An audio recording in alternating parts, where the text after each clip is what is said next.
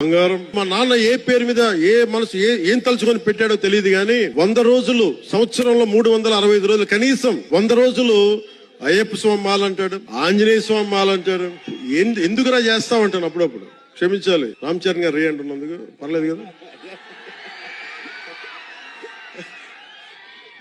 అంటే ఎందుకంటే నాకు బాధ్యత తప్పకుండా ఉండటానికి, నియంత్రించుకోవడానికి, అహంకారం రాకుండా ఉండటానికి, ఎప్పుడు చూడండి చెప్పులు లేకుండా ఉంటాడు. అంటే నాకే అనిపిస్తుంది, నేనే కనీసం నేను వేసుకునే చెప్పులు కూడా వదలడానికి ఇబ్బంది పడతాను అప్పుడప్పుడు. అలాంటిది రామ్ చరణ్ చెప్పులు లేకుండా, మామూలు హీరో కాదు, హాలీవుడ్ దాకా వెళ్ళాడు, ఆస్కార్కి వెళ్ళాడు. ఇక్కడికి వెళ్ళి ఎంత గుండె ధైర్యం అంటే, నేను చెప్పులు వేసుకుంటా, అవసరమైతే మంచి సూటు బూట్ వేసుకుని తయారవుతాడు, లేదంటే అయ్యప్ప స్వామి మాలేసుకుని కనిపిస్తా ఉంటాడు. అంటే వ్యక్తిత్వంలో ఎంత బలం ఉండాలి ఆ వ్యక్తికి. అందుకని అలాంటి రామ్ చరణ్ మంచి 16 అణాలు తెలుగువాడు, మా బంగారం,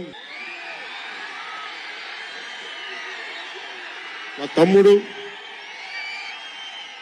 ఒక తల్లికి పుట్టకపోయినా గానీ నా తమ్ముడు ఎప్పుడు ఎదిగే కొద్దీ ఒదిగుండేవాడు. అతనికి మరింత విజయం కలగాలని, అద్భుత విజయాలు కలగాలని మనస్ఫూర్తిగా ఒక బాబాయ్గా కాదు, ఒక అన్నగా ఆశీర్వదిస్తున్నాను.